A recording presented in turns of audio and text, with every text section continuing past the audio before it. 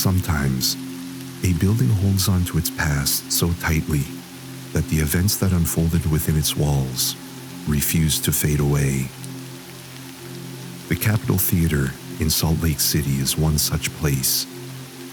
A grand, majestic venue built in the early 1900s, intended to bring light, culture, and joy to the city. But theaters, like all places steeped in history, can become witnesses to moments of darkness, and the Capitol Theater is no exception. History has a way of leaving traces behind, traces that refuse to be forgotten. For years, rumors have swirled about this theater, stories that go beyond whispers of creaking floors or gusts of cold air. This isn't about vague figures seen in passing or the eerie atmosphere one might expect in an old building. What makes the accounts from the Capitol Theater stand out is that they come from sources you wouldn't expect. Police officers, trained to be rational, clear-headed, and unshakable. These are men who don't flinch in the face of danger. Yet the events they witnessed within these walls would cause even the most seasoned officer to question what they thought they knew. If you're new to Slumber Darkly, welcome. Here we unravel real dark stories, mysteries that pull you deeper into the unknown. So get comfortable, but be ready for the unease that follows. And remember, if you enjoy what you hear, make sure to subscribe so you never miss a story. Now, let's settle in as we step into the past of the Capitol Theater, a past that may still be lingering in the present. It was the summer of 2006 when Dave Murphy started his new position as a protective services officer for Salt Lake City. Fresh out of training, Murphy was eager to make an impression, to prove that he could handle the job. His first assignment seemed simple enough. He was to provide security for the Capitol Theater. On the surface, the job was straightforward. The Capitol Theater, with its grand architecture and historic significance, wasn't exactly known for trouble. It was a prestigious venue, mostly hosting operas, plays, and concerts. But when Murphy arrived for his first night, he immediately sensed that this wouldn't be just another job. His training officer, Morgan Matthews, was an experienced cop who had worked in various parts of the city. But there was something about the Capitol Theater that seemed to unnerve Matthews. He didn't say anything outright, but Murphy could tell from his body language, the way he hurried through explanations, the way his eyes darted around certain areas of the building, that Matthews was uncomfortable here. Murphy couldn't help but wonder what his partner wasn't telling him. As they began their rounds, Matthew explained the basics. Every night, we check all the doors, make sure they're locked, check the lights, and then we monitor the security cameras, he said. His voice was terse, as though he were eager to get through the instructions as quickly as possible. When they reached the basement, Murphy felt the air grow colder, heavier. The basement was vast, far larger than he had expected, with long, winding hallways and rows of closed doors. And then there was the piano. Sitting in the middle of one of the long hallways, it seemed oddly out of place. Its worn keys, covered in dust, looked like they hadn't been touched in years. The sight of the piano in that empty, dimly lit basement sent a shiver down Murphy's spine. "Why is that piano just sitting there?" Murphy asked, trying to break the eerie silence. Matthews shrugged, but didn't offer much of an answer. "It's been there as long as I've been here," was all he said. And with that, they continued their rounds. But the image of that piano stuck with Murphy. Something about it felt wrong, like it didn't belong, like it was waiting for something. The rest of the night passed without incident, but Murphy couldn't shake the feeling that something was off. Matthews remained distant, avoiding eye contact and sticking strictly to business. At one point, when Murphy asked him how long he had been working at the theater, Matthews simply grunted, "Too long," before changing the subject. It wasn't until Murphy's third night on the job that things started to go wrong. It was late, nearing the end of his shift, and Murphy was conducting his final rounds. He was alone this time, having already been cleared by Matthews to do the checks on his own. As he made his way through the third floor, checking the rehearsal rooms, he suddenly heard it. A loud, unmistakable slam. The sound echoed through the empty theater, bouncing off the walls and sending a jolt of adrenaline through Murphy. It came from the men's restroom at the far end of the hall. Murphy's first instinct was that someone had broken in. He quickly grabbed his radio and called Matthews. "Hey, I just heard a door slam on the third floor. Can you check the cameras?" Murphy asked, his voice steady, though his heart was racing. There was a brief pause before Matthews responded. "I don't see anyone up there," he said. "I'll come up and help you check it out." Murphy approached the restroom cautiously, his hand on his weapon. The door had slammed with such force that it seemed impossible for it to have done so on its own. And there was something else. That door had a hydraulic hinge, meaning it couldn't slam shut. It was designed to close slowly, quietly. As Murphy stood outside the door, he felt a chill run down his spine. He took a deep breath and slowly pushed the door open, bracing himself for what might be on the other side. But the room was empty. There was no sign of anyone, no evidence that the door had been disturbed at all. Yet, both Murphy and Matthews had heard it slam. It was unmistakable. When Matthews arrived, the two of them conducted a thorough search of the third floor. As they checked the rest of the building, things only got stranger. Lights that Murphy had turned off earlier were now back on. Doors that he had locked were standing open. Murphy's pulse quickened as he began to realize that something or someone was toying with them. But when he looked over at Matthews, the older officer simply shook his head as though this was nothing new. He didn't say a word as they finished their rounds and returned to the control room.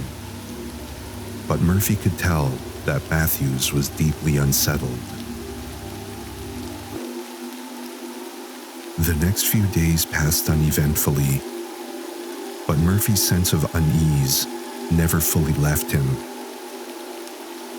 He couldn't shake the feeling that something was watching him, lurking in the shadows, just out of sight.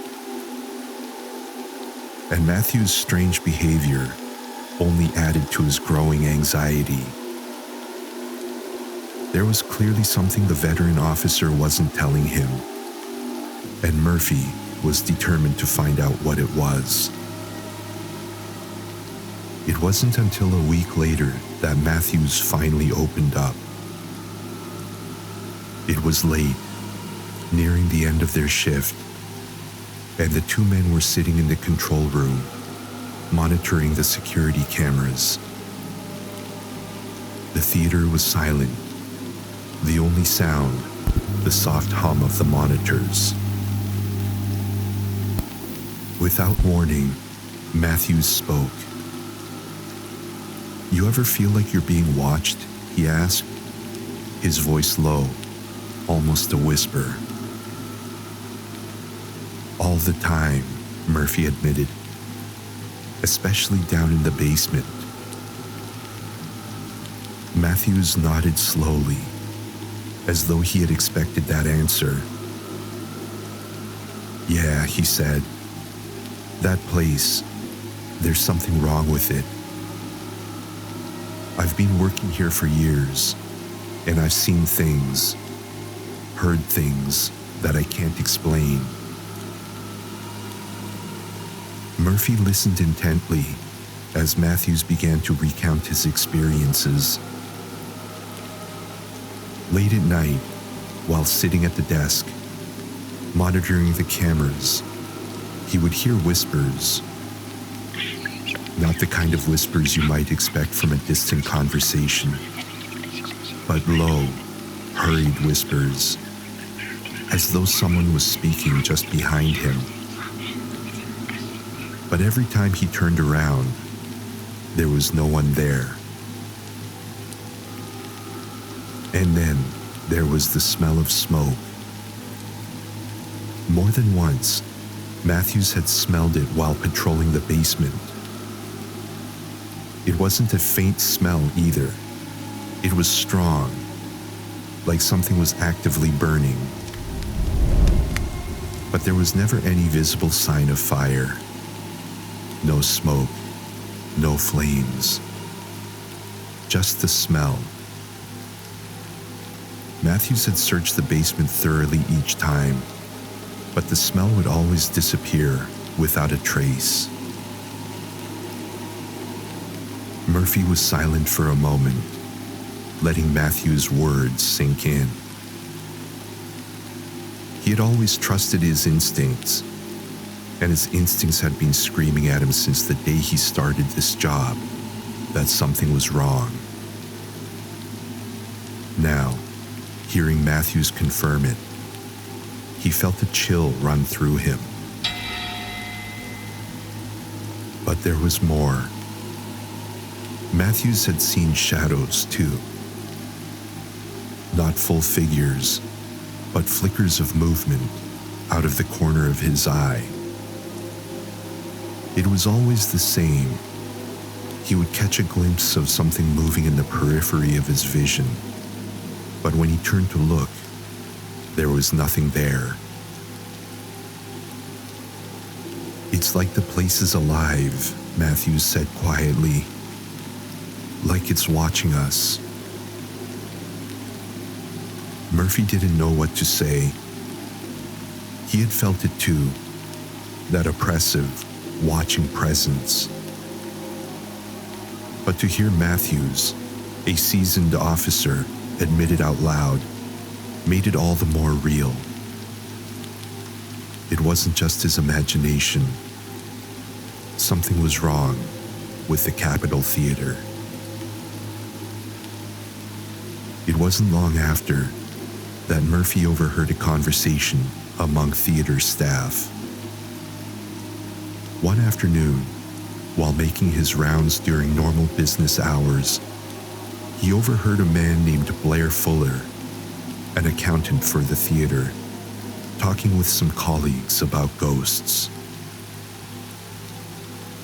Murphy's ears perked up, and he decided to introduce himself. If anyone had answers about what was going on in the theater, it was the people who worked there, day in and day out. Fuller didn't hesitate to share his story. A few years earlier, he had been working late one night in his office on the third floor.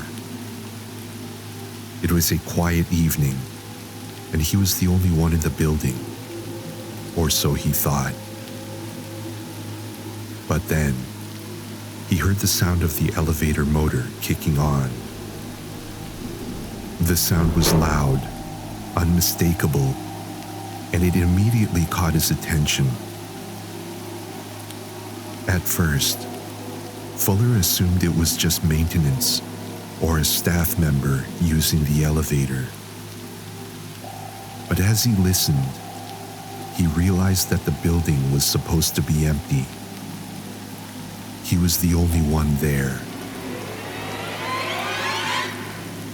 Fuller watched in confusion as the elevator ascended from the basement to the third floor.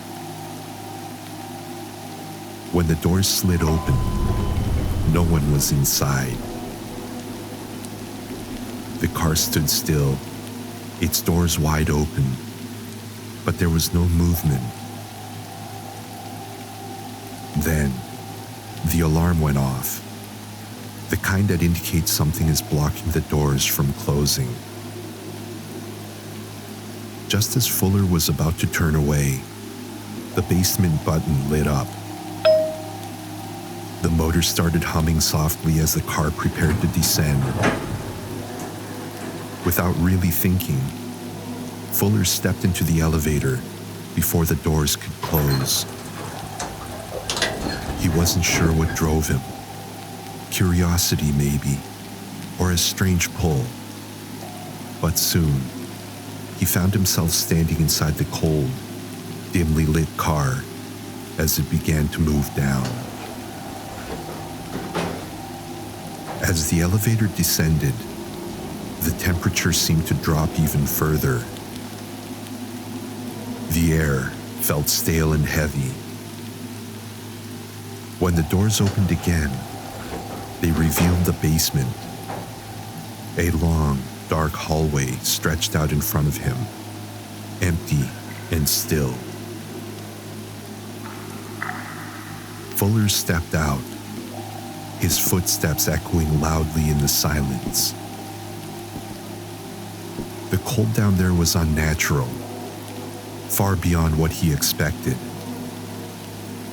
It clung to his skin, and the air was thick with an oppressive weight, almost as if the darkness itself was pressing in on him. As he made his way back to the elevator, an unsettling sensation crept up his spine. He couldn't shake the feeling that someone, or something, was watching him. He looked around, scanning the dim corridor, but saw nothing. Just the dark, empty hallway and the faint hum of the elevator behind him. Fuller returned to his office, shaken by the experience and unsure of what to make of it. He tried to focus on his work, but his mind kept drifting back to the elevator, to the strange feeling he had felt in the basement. And then, just when he thought the night was over, something even stranger happened. He heard a loud crash behind him. He turned around to see that the file cabinet drawers had all been pulled open. One by one, the drawers began slamming shut with such force that it rattled the walls.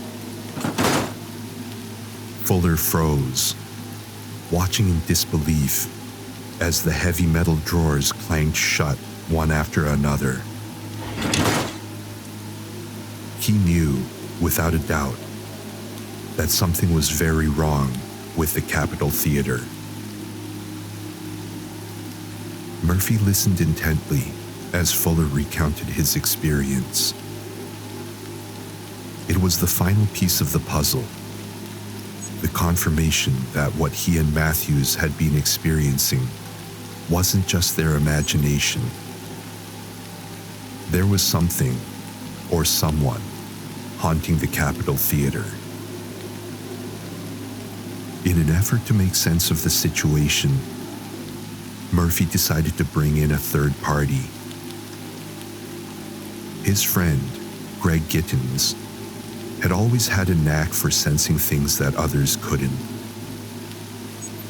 If anyone could help them figure out what was going on, it was Greg. Murphy didn't tell Greg about the strange occurrences in the theater. Instead, he simply invited him to take a tour of the building, hoping that Greg would pick up on whatever was haunting the place. Greg arrived that evening, and as soon as he stepped through the doors, his demeanor changed. He grew quiet, his eyes scanning the dimly lit corridors and shadow-filled corners of the old building. It was clear that he could sense something that Murphy and Matthews had only glimpsed. The three men made their way through the theater, starting in the main auditorium and working their way backstage.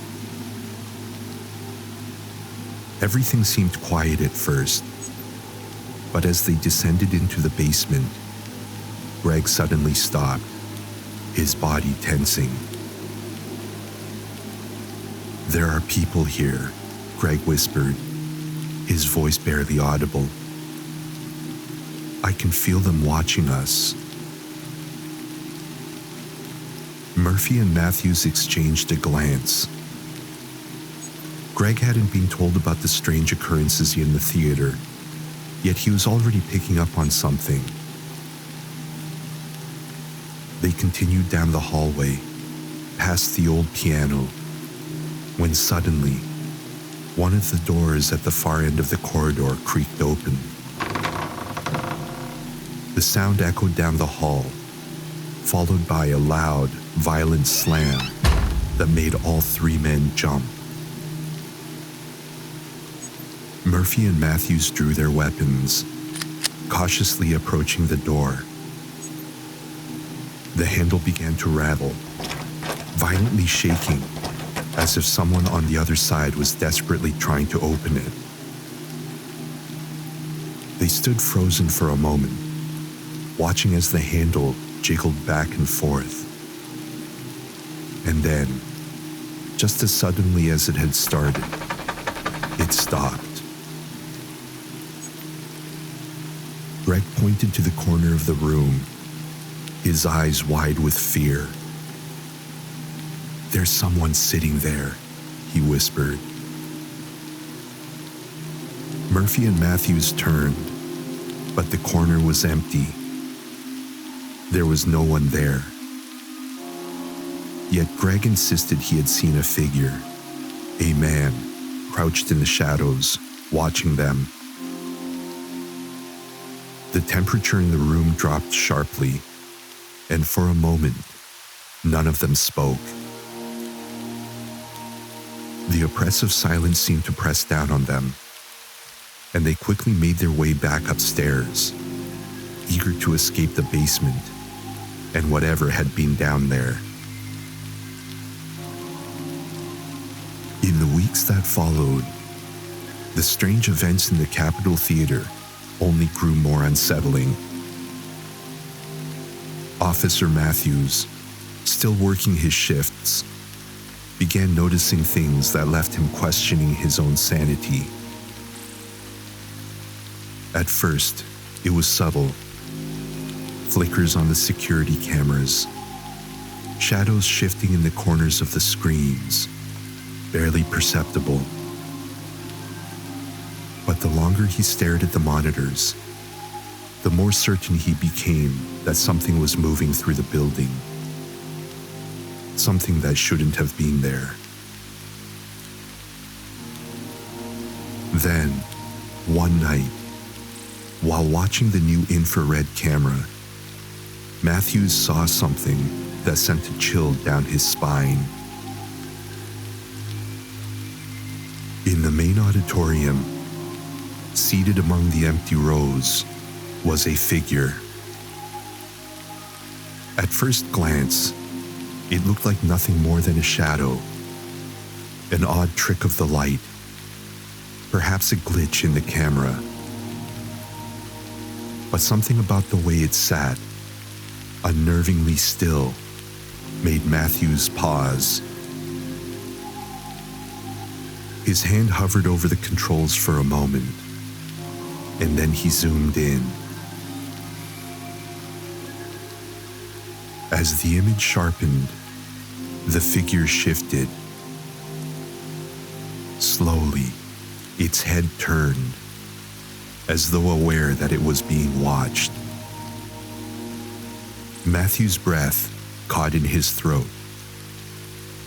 The figure's eyes, or what should have been eyes, seemed to stare back through the screen, locking onto him. For a few agonizing seconds, it sat there, watching him as he watched it. And then, without warning, the figure moved. It didn't walk, didn't fade. It shot upward, vanishing into the ceiling as though it had been pulled by some unseen force. Matthews jerked back from the screen, heart pounding in his chest, sweat beading on his forehead. He couldn't tear his eyes from the monitor, his mind struggling to process what he'd just seen. But deep down, he knew. That was it. The next day, without hesitation, Matthews handed in his resignation. He refused to ever set foot in the Capitol Theater again. Whatever was in that building, he wanted no part of it. Murphy, now the last officer assigned to guard the Capitol Theater, found himself increasingly unnerved as the eerie occurrences continued. Each night he patrolled the empty halls, a gnawing sense of dread settled deeper in his bones. But nothing could have prepared him for what would happen late one evening, when the theater's restless spirits made their presence undeniably known.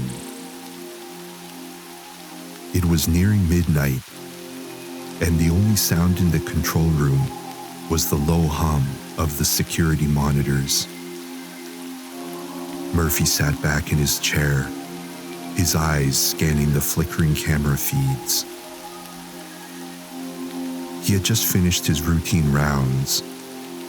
Every door was locked, every light turned off.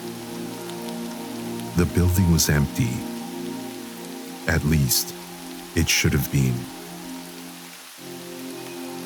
Then, from the depths of the building, a sound broke the stillness. At first, it was faint, almost like a whisper, just on the edge of hearing. Murphy froze, straining to listen. The sound grew louder, clearer. His heart dropped into his stomach as he realized what it was. Music. The old piano in the basement, the same one he had passed countless times on his rounds, always silent, always covered in dust, was playing by itself.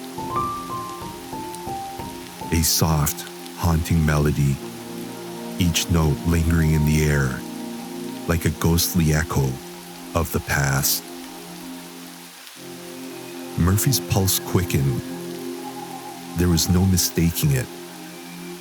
Someone or something was down there playing that piano. But he knew, without a doubt, that he was alone in the building. He had locked every entrance, secured every door. No one could have entered. For a long moment, he sat there, listening to the eerie music drifting up from below. His rational mind fought to dismiss it as a trick, maybe an old recording somehow playing through the building's aging system. But the deeper, more primal part of him knew better. The music was alive, and it was calling him. Gripping his weapon tightly, Murphy stood, forcing his legs to move. He made his way toward the basement stairs, the haunting melody growing louder with every step. His breath was shallow, his hands trembling slightly as he descended the narrow stairwell. The air down there felt heavier, colder. The kind of cold that cuts straight to your bones. That makes you feel like you're stepping into a different world altogether. By the time he reached the basement, the music was deafening. The old ragtime tune echoed off the stone walls, filling the empty corridor with an unnatural, pulsating energy. Murphy's heart raced in his chest, adrenaline flooding his veins as he turned the corner, his weapon drawn and ready. And then, the music stopped. The basement fell into an oppressive silence, so thick it was almost suffocating. The only sound was the rapid thudding of Murphy's own heartbeat in his ears. His eyes locked on the piano at the end of the hall. The lid, which had been wide open, was now slammed shut.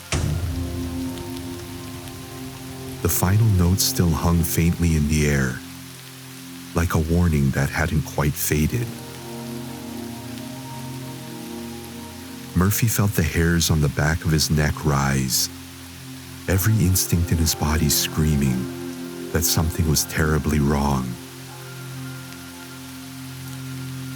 He scanned the room, his breath coming in short, sharp bursts, expecting something, anything, to step out from the shadows.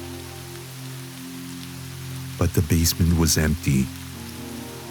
No figure lurking in the corners. No movement in the dark. But Murphy could feel it. He wasn't alone. That was enough for him. His decision was made. He turned on his heel and hurried back up the stairs, not daring to look back. The silence followed him all the way to the control room, where he locked the door behind him and waited for his shift to end, refusing to leave until daylight broke through the windows. The next morning, Murphy handed in his resignation. Whatever haunted the Capitol Theater could have it. He wasn't coming back. Not ever. Before Murphy walked away from the Capitol Theater for good, something gnawed at him. A lingering need to understand what had been happening inside those walls. The strange occurrences, the unnerving sounds, the cold, oppressive air. It all felt too deliberate, too personal to be random. He needed answers. So, in the final days of his assignment, Murphy dug deep into the theater's long and storied past. What he found was a dark chapter, nearly forgotten, buried beneath decades of history. A tragedy that had left its mark on the Capitol Theater. One that seemed to echo in every unexplained incident they had witnessed. In the 1940s, during a packed performance, a devastating fire had broken out inside the theater. Panic swept through the audience as the flames spread quickly, but by some miracle, the majority of the 600 people inside were safely evacuated. Yet, amidst the chaos and the smoke, one young man had refused to leave. His name was Richard Duffin. A boy of just 17, Richard had raced back into the flames. While others fled for their lives, he rushed toward danger, desperate to help those still trapped inside. He managed to guide several people to safety, but he was never able to save himself. The last place Richard was seen was in the basement, the very heart of the Capitol Theater. It was there, in the choking smoke and searing heat, that the fire claimed him. His body was found later, consumed by the flames, his final act one of bravery and tragedy. As Murphy read those words, the pieces began to fall into place. The chilling cold spots, the strange slamming doors, the whispers in the dark. They were not random. They were remnants of Richard's presence, still lingering, trapped within the theater that had become his tomb. Murphy shared his discovery with Matthews and Greg. They sat in silence for a long time as the weight of the revelation settled over them. Richard Duffin had died in the Capitol Theater, a hero, but his spirit had never left. He had become part of the building, forever bound to the place where his life had been cut short. The more they thought about it, the more it all made sense. The strange, ghostly events, the shadowy figures, the cold air, the slamming doors. They were signs. Signs that Richard was still there, unable to rest, trying to reach out. Was it his unfinished business? His guilt at not saving more lives? Or was he simply lost, forever wandering the halls of the theater, the place where he had made his last stand? Murphy, Matthews, and Greg became convinced. The spirit haunting the Capitol Theater was Richard Duffin, the boy who had once been a hero, now trapped in the very building where he had tried to save others. But the story didn't end when Murphy and Matthews left the Capitol Theater. The unsettling events continued, as if the building itself were alive. New officers, unaware of the theater's dark past, were assigned to replace them, initially treating it as just another routine post. It didn't take long, however, before they began to experience the same eerie incidents. Several officers reported glimpsing shadowy figures in the dim hallways, or sitting silently in the empty seats of the auditorium. The figures would disappear the moment they tried to focus on them, leaving behind an unnerving sense of being watched. Then came the voices, faint, disembodied whispers drifting through the theater when it should have been empty. Officers described hearing hushed conversations, as if people were hiding just beyond the walls, their words unintelligible, but their presence undeniable. The whispers would grow louder, only to fade into a chilling silence. The most disturbing reports involved the smell of smoke. Multiple officers patrolling the lower levels caught the scent of thick, acrid smoke, as if something was burning nearby. They would frantically search for the source, but no fire or even the faintest wisp of smoke was ever found. Only the lingering, suffocating scent, as though the theater was reliving the fire that claimed Richard Duffin's life decades ago. One officer recalled a night when the temperature dropped so suddenly in the basement that he could see his breath. He heard footsteps behind him, dragging slowly across the floor. But when he turned, no one was there, only darkness. These strange occurrences didn't stop with just one or two officers. Lights turned off would flicker back on. Locked doors were found standing open, and the old piano in the basement would occasionally play a few haunting notes on its own.